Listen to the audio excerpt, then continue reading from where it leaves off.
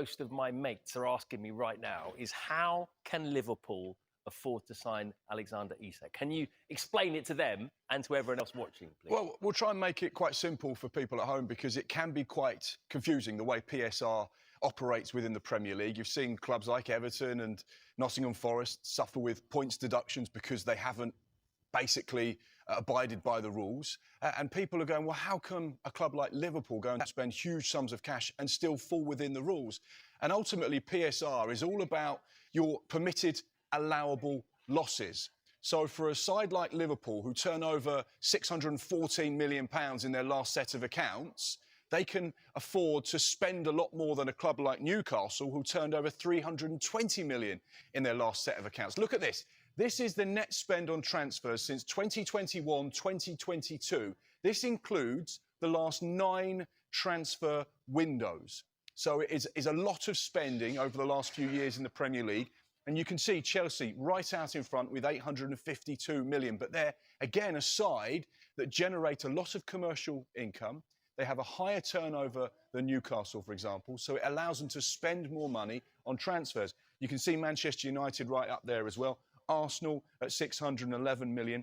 And you can see that the change in dynamic between Arsenal and Spurs and then Liverpool. Now, what's really important to point out with regards to these particular net spend figures, Liverpool's doesn't include the sale of Luis Diaz, which we know is around 75 million euros, so around 65.5 million pounds. So if you take that off of Liverpool's figure, it means their net spend since 21-22 is actually less than Newcastle's. Wow. Now, the reason why it's less is because they're very well run. They're very clever with what they do in the transfer market. They recycle cash, which means they sell players, bring money in, and then reinvest that money into other players. They don't very often go and spend big in the transfer market. They always wait for the right type of player to become available. The likes of Virgil van Dijk, they spent big on him. Alisson the same. And then, of course, in this window, they've identified players that they feel they can make a big investment on that are going to have a massive effect on their starting 11 and their squad. For example, Luis Diaz was a player they signed in January, a number of years ago. They paid £37.5 million for him with some add-ons. They've just sold him for £66 million. So therefore, they've sold a 28-year-old, made a huge profit on him. And of course, that looks good when you look at the accountancy and the PSR calculations. So, yeah, so it's really positive stuff as far as Liverpool are concerned. And you can see that whilst they are spending a lot of money, they're also bringing in a lot of money.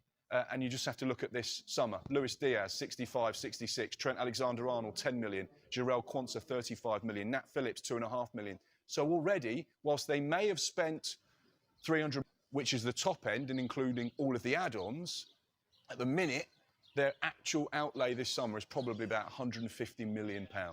Yeah. Incredible stuff.